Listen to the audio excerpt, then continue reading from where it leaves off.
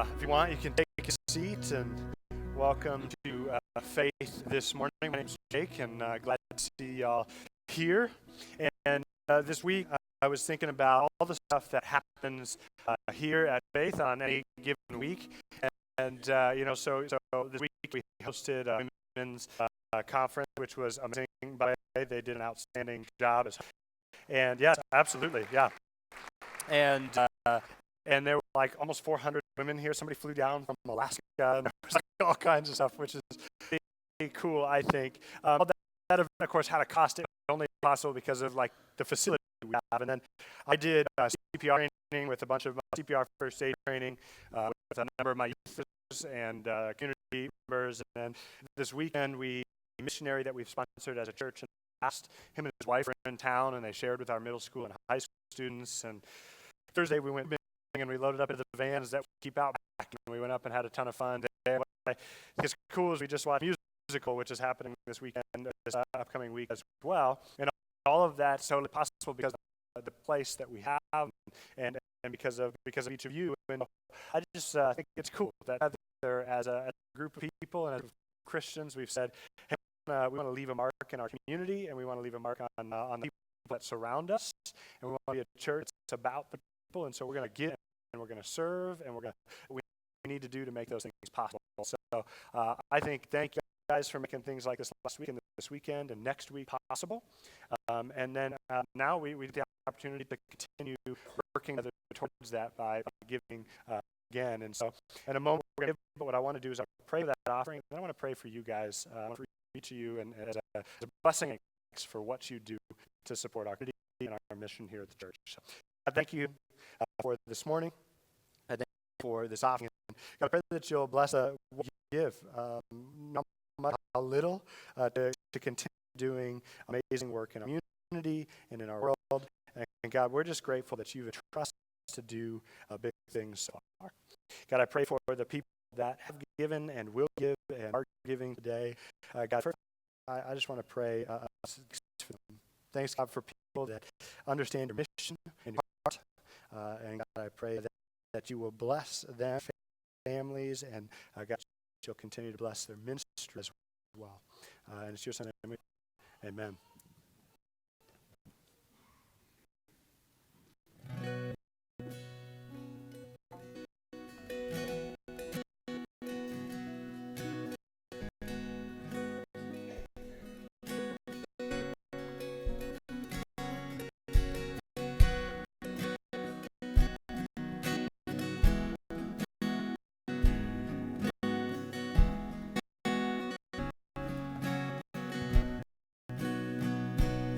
Oh, praise the name of the Lord our God. Oh, praise his name forevermore. For endless days we will sing your praise. Oh Lord, our God. Oh Lord.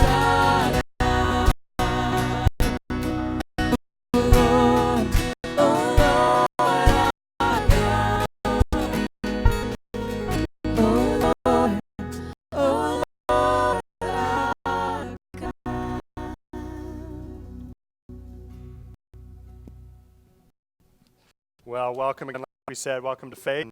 And I'm glad that you're here this morning, and thanks for being here and spending some time with us.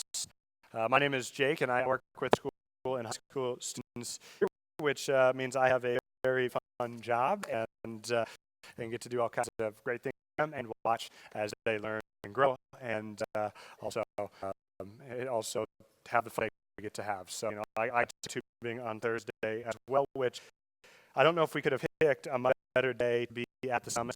It's like 33 and not a cloud in the sky. It was awesome. And so, but anyway, I was thinking week as I was getting to teach this morning.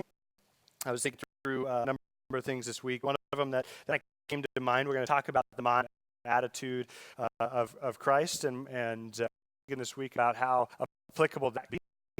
But I was also thinking about how much I love this series so far.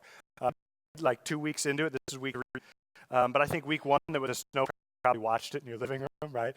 You're like, I was comfortable in my pajamas. Yeah, it was fun, right? Brian shared with us. Loved the way that he introed the series because he went to the book of Acts and introed our series, which is kind of funny. But the way that it worked was awesome because it gave the history and story of this church that this is written to.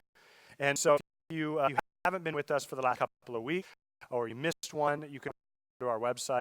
It's just faithcamp.org and then /media, and you pass messages.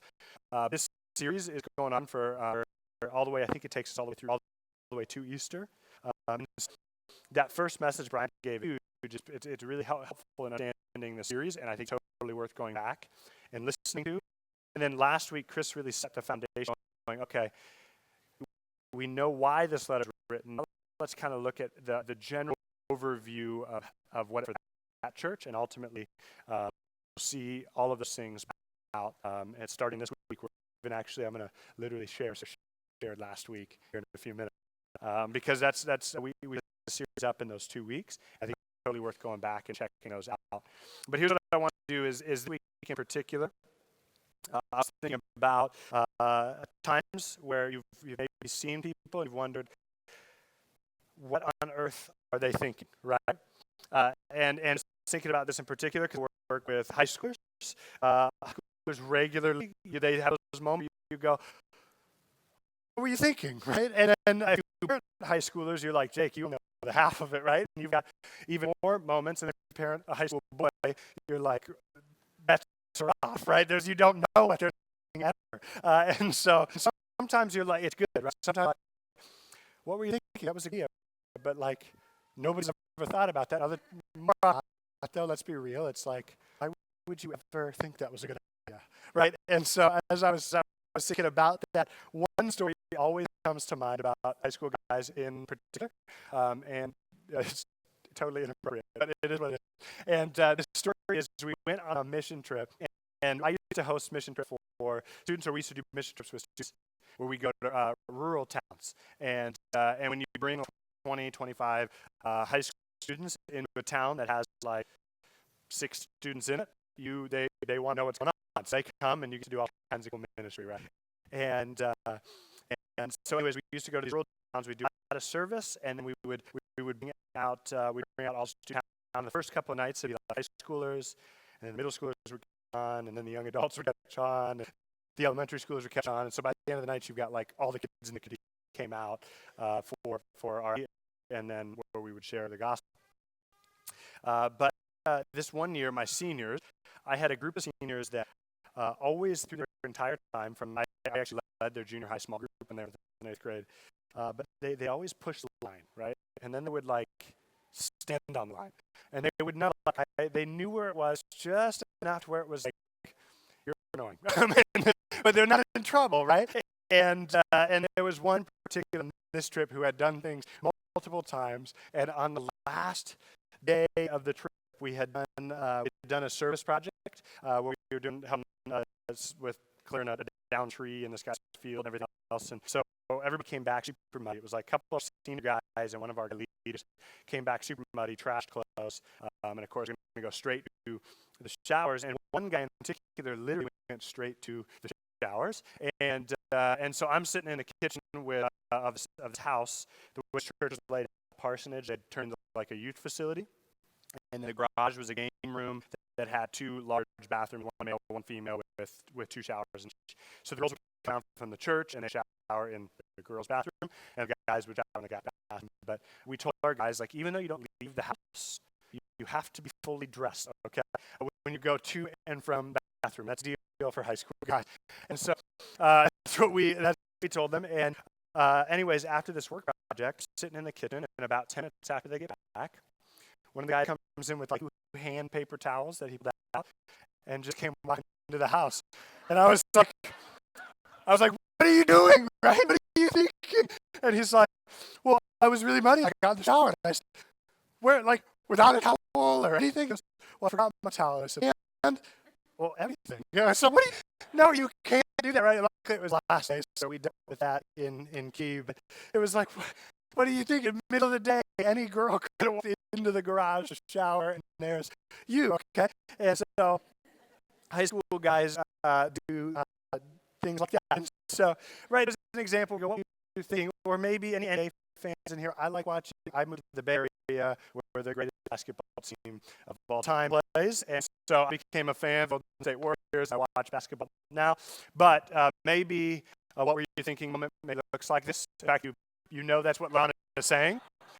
And so, right, if you watched the NBA Finals last year, it was like they should not have won any game. They didn't, but they shouldn't have won a game. And of course, this game they could have won in Golden State. They could have won. LeBron put up over 50 points. That's like amazing. And the score was 107 to 107. J.R. Smith, guy in the bottom right corner there, got the rebound, and all he had to do was put the ball up, and they would have won the game. Instead, he dribbled it out, and LeBron is going, what do you think? The clock is out. Clock ran out, went into overtime, lost the game. LeBron gave up, and he moved to California, where all good basketball teams are, except for the Sacramento Kings. They're garbage. But the other teams are good. And if you're a Seattle fan, maybe this moment makes a little more sense to you. And you go, we have like the best run back in the league. We bought too soon. Yeah, it's still too soon. We still talk about the Super Bowl with the back play, and that was too soon. We call that one the super purchase. But this one here, right, down by 4 points, some seconds on the clock. We're on the 1 yard line with the best running back in the league at the time, and he hadn't been stopped all day. So what to do is feed the beast, and they didn't do it. Right? We go, what were you thinking? And then we looked and we said, what were you thinking? And so we've all been there, and I think thinking often has a negative side effect, and I think sometimes there's what were you thinking that's positive, or what are they thinking maybe, right?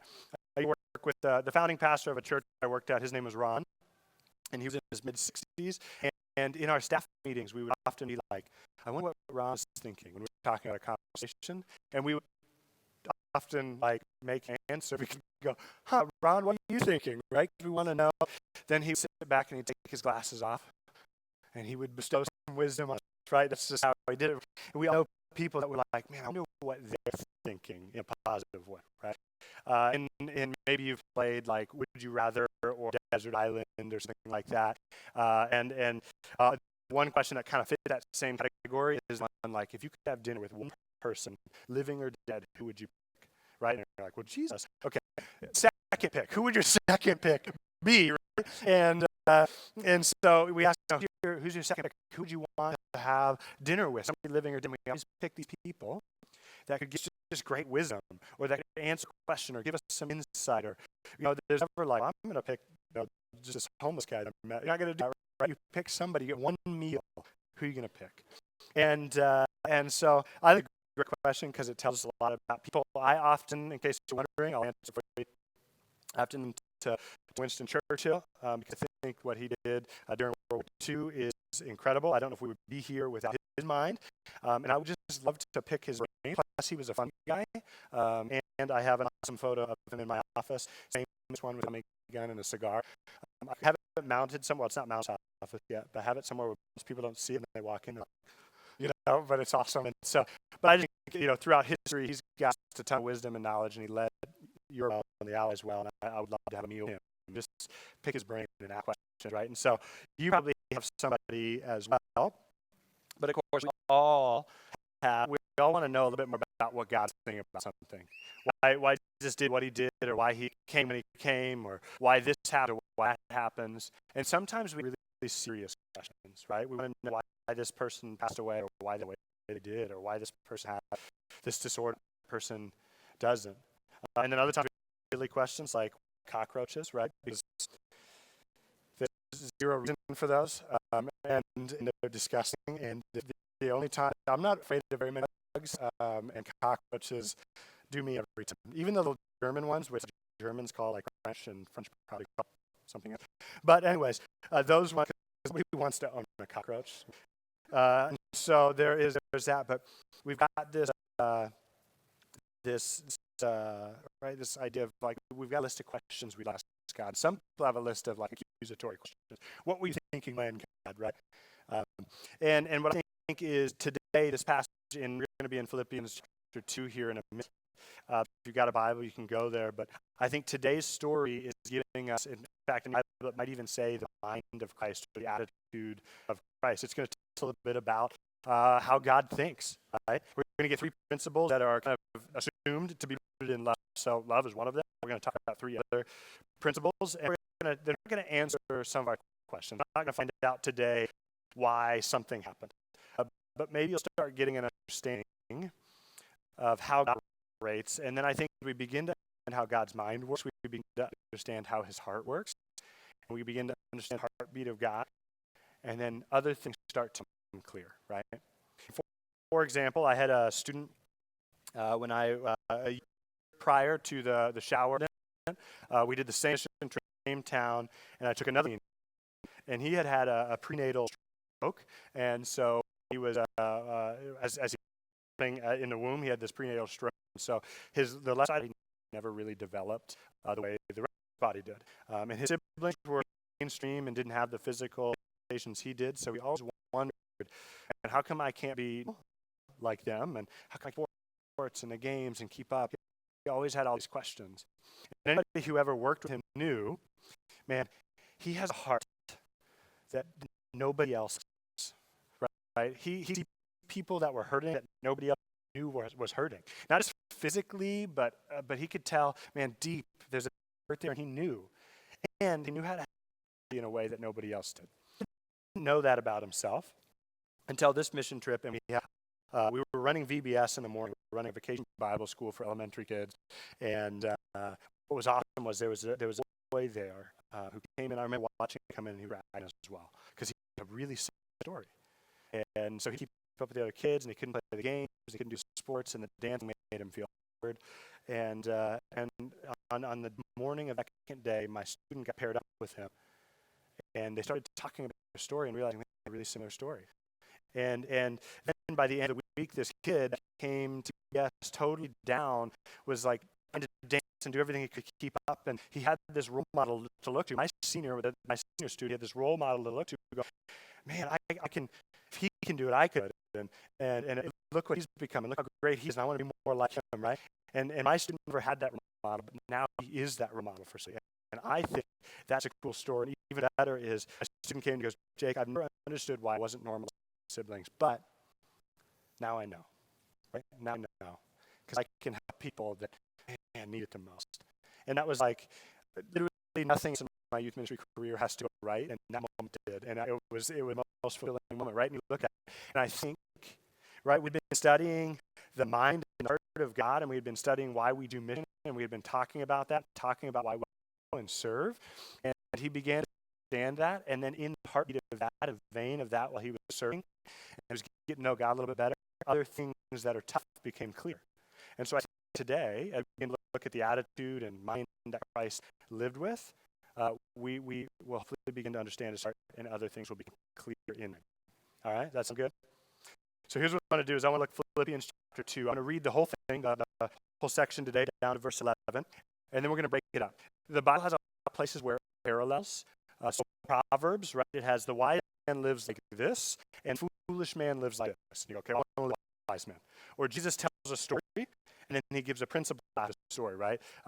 The woman in the lost coin, find her coin, she rejoices, and he goes, just like this in heaven, there's more rejoicing for one sinner who repents, right? And so we've got idea, the story that Jesus told, and then a principle that comes out of it. And today's passage does that as well. It parallels, but it starts with principle, and then it gives us starts with this principle parallel, and it gives us the proof actually. And here's how Jesus did that. Pretty cool. And so we're gonna read the whole thing just to kind of get a 10,000 view, and then we're gonna kind of piece it up and kind of pick it apart, because we're gonna look like verse 2 parallels with verse 6. Okay, and so that's how we're gonna do it. Here's what it says. It says this. It says, "Is there any encouragement from belonging to Christ, and comfort from his love and fellowship together in spirit? Are your hearts tender and compassionate? Then make me truly happy by agreeing wholeheartedly with each other." Sounds a lot easier said than done. Loving each other and working together with one mind purpose. Don't be selfish. Don't try to impress others. Be humble, thinking of others as better than yourself. Don't look out for only your own interest, but take an interest in others too. Verse 5 is where the transition goes. You have an attitude, and in NIV and some the same mind that Christ Jesus had. Let me prove it. Though he was God, he did think of equality with God as something to be clinging to. Instead, he gave us privileges. He took the humble slave and was born a human being when he appeared in human form. He humbled himself to God and died a criminal's death.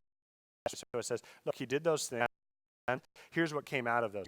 Therefore, God elevated him to the place of highest honor and gave him the name above all other names, that at the name of Jesus every should bow in heaven and under the earth, and every declare that Jesus Christ is Lord, glory of God the Father. Right? And so, here's how this works. It starts, in verse 1 is how this starts. We see kind of parallel. So verse 1 and 5 are kind of these transition spots. 1 says this, any encouragement from below Christ. Hey, is being a Christian a good thing? Being a Christian? Well, yeah. Any comfort from his love? Are you feeling like it is comforting you? Is he doing things? Well, yeah. And together in the Spirit, like, are you meeting new Christian brothers and sisters? Are you getting together in community? Are you living as one? Well, yeah. And are your heart's passion? Is your heart changing? Is your life? Well, yeah. List. This is the most leading questions ever been asked, right? Each of them, Paul already knows the answer to each of these, right? He knows the answer, but he's going to ask him anyways to get, right? It's like, well, do you like cake? Yeah, do you like? You're going to love ice cream and cake. Let me tell you, right? That's like, he's like, here's the deal. Do you like Christ? Do you like being a Christian? Have you met believers? Yeah. Well, let me tell you more, right? And I do this sometimes when I want to have a tough conversation with people. It's a little pastor trick, so I ask you these questions. You can say no because I'm going to tell you something hard, right? And so whenever somebody maybe mentions something in passing that I didn't look at have a conversation about, I like to ask the question, hey, do you mind if I ask you a question about that? Right? That's what this is. It's a total leading question. I know exactly what the answer is going to be. Nobody ever said no to that. Hey, do you mind if I ask you about that? Yeah, go ahead. They've just given me permission. And now I ask a tough question. And what's amazing is they almost never get mad. They're like, oh, I got cornered, right? They're like, okay, fine. Now I actually have this conversation. Or I do it when somebody's kind of complain about something. Sometimes I go, hey, do you mind if I speak into that? Do you mind if I share some advice with you? Right? You always get permission. They go, absolutely, I'd love to hear it. And even if it's hard advice, they're like, well, give them permission to tell me, right? So I get permission to maybe speak into somebody for a little bit. That's what's here. He's going, hey, are these things true about you as a Christian? Yeah. Well, then verse 2, let me tell you maybe how we live as a Christian, right? And so before we go to verse 2, though, I want to skip verse 5, because we're not going to do that again, but this one is, you must have the same attitude, or maybe your Bible says mind, that Christ Jesus had, right? So this idea is he's going, everything that's above this, there's three paradigm principles that God operates in, that are all rooted in love. These three paradigm principles is how God operates. And here's the deal. You can have this attitude that Jesus did, those paradigm principles. Let me show you how Jesus did those things, okay? And so that's what's after verse 5. So 2, 3, 4, principles. 6, 7, 8 is how Jesus did it. So I love it. So here we go. So let's check it out. Let's get to the real deal here. Verse 2 says, then make me truly happy, right? If all of those things are true about you, make me happy by agreeing wholeheartedly with each other, loving one another, and working together with one mind and purpose. I think what we're looking at here is this idea that we should live in unity, right? We should be wholeheartedly, we should love one another, we should seek to understand one another, we should live in unity. In fact, Chris talked about this last week on a large scale. He said, hey, as a church, some churches build their platform by attacking other churches. Because we're not going to do that.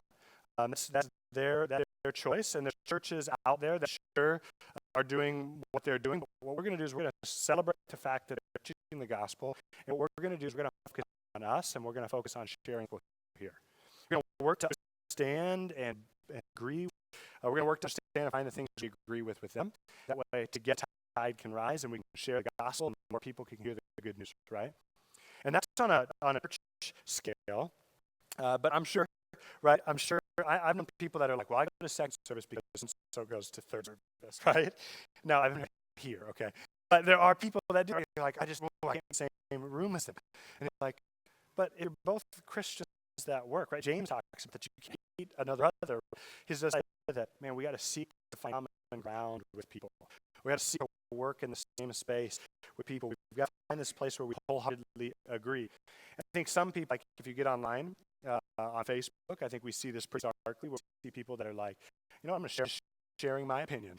And they're going to share their opinion, and then they blow up, and these Christians that just argue. And I think the same is, I'm probably, I don't do that, but I probably do something that's close to as bad. I just go, I'm not talking to them. I'm just going to avoid, right? And maybe you're there too, right? That's not living in unity. That's just avoiding conflict is what that is. And so you've probably done that. I do that. That's how I'm in unity. I'm not finding conflict. Yeah, but I'm not finding common ground either, right? And maybe you're guilty of that as well. But I think sometimes we do that. And the goal is, hey, let's find common ground with one another. Let's agree together. Let's love one another. Let's serve together. Let's fight for the good cause together. And he goes, and check this out. This is how God did it. He goes, though he was God, he did not, this is Jesus, so Jesus was God, he did not think of equality with God as something to cling to. Now, he didn't give up his godhood. Jesus came to earth and was no longer God, right? But look at this, and he goes, man, he's equal with God, right? They work together. It says in Genesis, it says, create man and our. We look at these places where the Father and the Son and the Spirit work and live and act in perfect unity and harmony and love. It's going, that's, in fact, you are the overflow of that. Creation is the overflow of unity and love of God, right? And so we look at this passage, and it's going, all God knows and does is unity. That's how he operates all the time. And couldn't Christians be, what would our lives be like? What would our be like? What would our home be like? What would our family be like? What would our church be like if we all did that just a little bit better, right? Cool. Yeah. So live in unity. Then the verse continues with verse 3. It says this, don't be selfish. Don't try to impress others. Be humble. And so here's the deal. The next syllables are in those verses, okay? I think selflessness and humility are words for a reason. And in fact, verse 4 kind of talks about selflessness. So he intros the idea as part that we want to pay attention to. Humble, thinking as better than yours. Okay? So the in case you guessed it already, was be humble, right? And I think we've all got a little bit of work to do here. I know some people I think are great, but I think we probably all got a little bit of space, a little bit of work to do here. I think this is me bragging. No, I'm just kidding. We have an Alexa show, okay, and it's annoying. Don't get an Alexa show. Here's why it's annoying. It gives you news headlines on screen. So you're in your kitchen cooking or whatever, and you're like, oh my gosh, I want to know about that. Well, one of them was talking about the like an American debt crisis, not as a nation, but as individuals. It was saying a new study showed that it's like something like 70% of American households can afford not a $1,000 emergency, a $400 emergency, right? That's crazy. But I think that tells us a little bit about us. I think living is way higher than it's ever been. I think it also goes, we're pursuing whatever's next. And the next thing that we want, I want to have the best car that when I pull up, people look at me and go, oh, dude, right? And then I pull up, like, oh, I'm sorry. And there's right? We're always pursuing the next thing and the next look and the next that. And so we've got this like debt crisis here where it's going, yeah, we want to have this look, this persona, this attitude, right? Or I think again we can look at social media is just a great study on culture because it shows us nobody's ever like, well, just got fired today, right? People always are only putting their best foot forward for us to see, which is fine. But I think that's changed how we live a little bit. It's like I only want people to see my best foot forward. I never want people to know where I failed. I think my generation, which are millennials, which everybody hates. We've got, I think part of our problem, and I've as Kayla and I have talked about this, my wife and I talked about this, I think part of our problem is, everybody has their foot forward, so when we look at somebody who's 50 or 55, and we're like, well, they have a house and a car, and we go, well, I should have those things.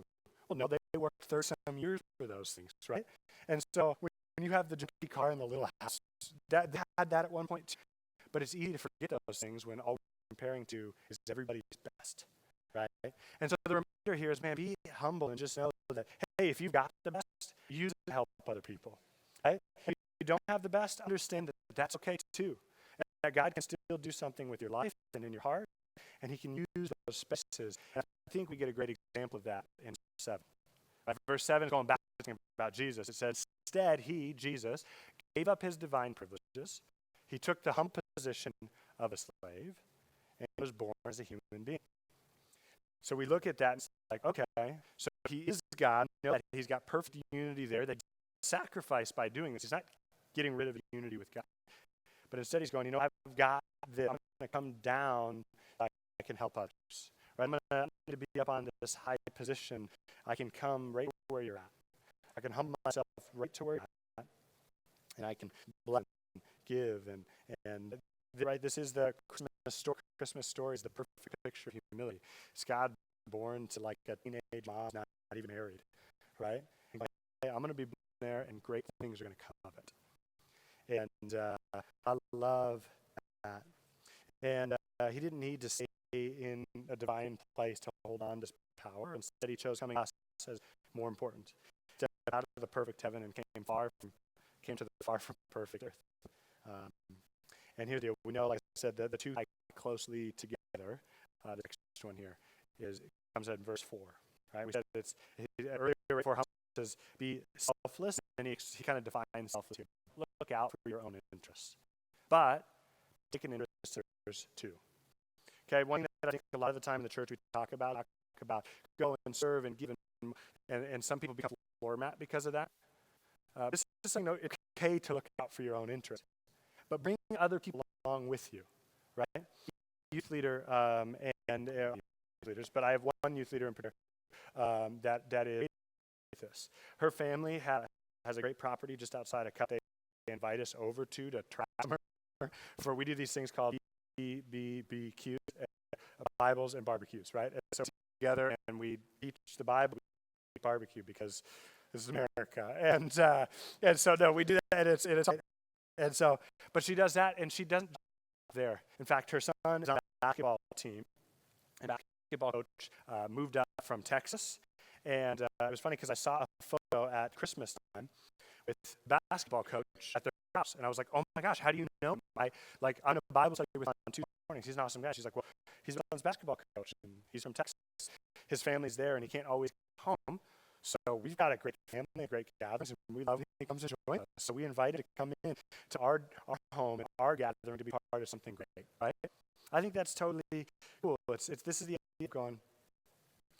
This is that be self idea of going. Hey, not that I can't do anything for me, but when I do, or the good things that I do have, man, I want to bring other people into. And so we've got this like I said, this idea of acting selfless and going, hey, what's the thing that can bring somebody else into? Where's the space I can share wisdom? Where's the space that I can grow with somebody else, right? And we see that go a little bit further in this next verse, right? It's all about what Jesus did.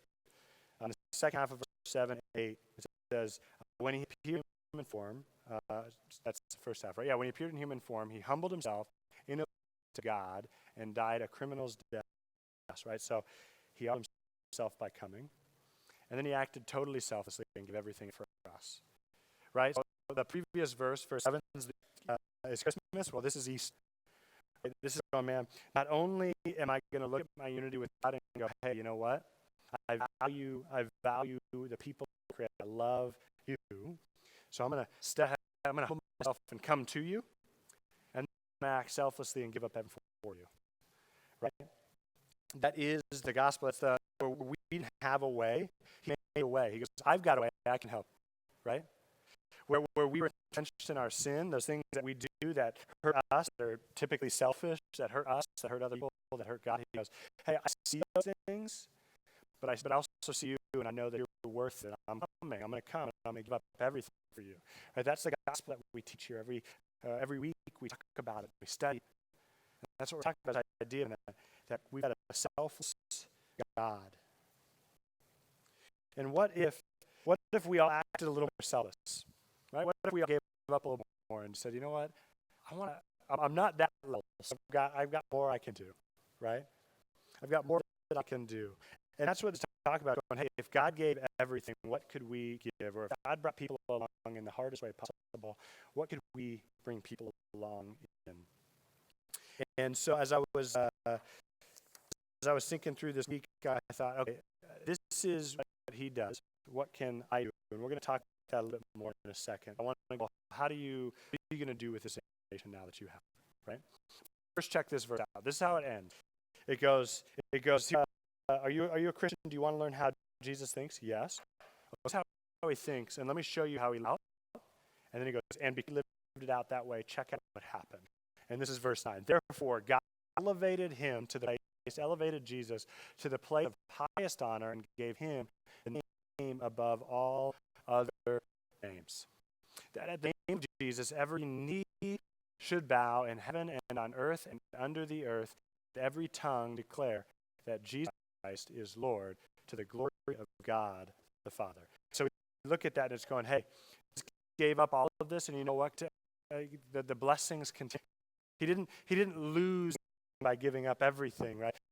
I think sometimes we picture this idea. Actually, he gained this royal place in heaven. He's got a thought that someday we can be too. It says, in fact, because of his selflessness, we can be adopted, and that we can be a child of God as well, and that we join Jesus in this place, and we can see this place of it and participate in it, right? Which I want to be part of. And if I want to be part of that, I'm going to be a little bit more like Jesus. That means I'm going to think like Jesus thinks. I'm going to have the attitude Jesus has, and I'm going to try to harness the mind that Jesus had, right? So here's our principles that we talked about today. We talked about this idea of living in unity with other Christians. We talked about the idea of being humble, and we talked about the idea of acting selfless. And so what do you need to work on? I think it's fun to hear about these stories. It's cool to hear about what you did. But what about you? What's your next step? And for me, I go, man, I have work to do in all of those places. I do. And right once I seem to think I have one down, another one just gets way bent shape, right? I got to go work on that one. And so what about you? Where's the one? Oh gosh, I need that. Maybe work on unity. Maybe there's someone that you need to make with this week, right? Is there someone to apologize to? I think there's always, right? There's always people for me, I feel like. Is there someone that you think about that you need to recognize, sister in Christ, and you need to go, you know, I need to find unity with them instead of talking about them, right? Instead of living in unity with them. Maybe you need to find place and time to that and start working to understand them better and live in unity with. I love Bob Goff. He's an author and a speaker and but he talks about this idea that to live in unity with other. His recommendation is spend time with the people who follow, right? He's like the weirdo. Spend time with those.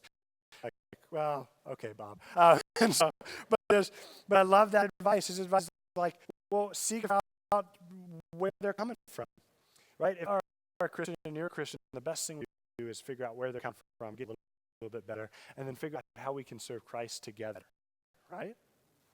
And then the next about it. What about this one? This idea of humility. Maybe there's a part of your life that you're hanging on really tight to. There's something that you just is your thing or is your that you just hang on to, and maybe it's time to start loosening that grip. Maybe it's something that you hold over other people. Well, hey, I've got. Oh, that's nice, but in my experience, right? You just kind of use it to hold it over people. Let them know, hey, I've got this on you, right? Maybe that's you, and you might not put it quite that bluntly, but maybe that's you, and maybe there's something that you need to stop hanging on to or holding over people. And is there something that maybe you need to start sharing with other people? Right, and that kind of transition lastly, this act of selfless. Do you need to work on bringing people along with you, along your journey with you? Is there somebody that's really like, man, I've left that person out. It's time to bring them in. Maybe you just start simple. Wouldn't our world be a better place if like zipper merging actually worked and people held the door? Like, that would change a few things, right? And so I was thinking about that and going, man, what if we just, even in the small space, you go, I'm just going to commit to doing the small things a little bit better, right? And this one's maybe tough, and I think this is a selfless thing as well. Maybe you need to leave your schedule a little bit so that you can be more present with people.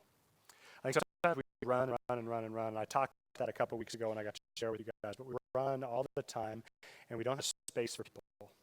What if you just said, I'm going to loosen my schedule up. I'm going to loosen the things. I'm going to drop some things that I really don't need to be doing so that I can be more present with my family, so I can be more present with my church, so I can be more present with my neighbors, and so I can be more present with my coworkers. Is there a paradigm shift you need to make this week?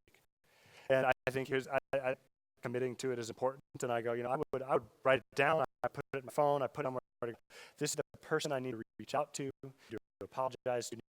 This is the paradigm shift I need to be making this week. And what I want to do is you think about that. As you think about, hey, what's my next step? I want to pray for boldness and courage you need to do that. I also want to pray for the clarity to see those moments where those things can happen. So let me pray. God, thank you for this place. Thank you for giving us an example of how to live. Not only giving us an example of how to live, but thank you for living in unity with God and creating us out of that overflow and coming to us, and dying for us in a total selfless act. And God, can you help us see the places where we can begin to live a little more like you?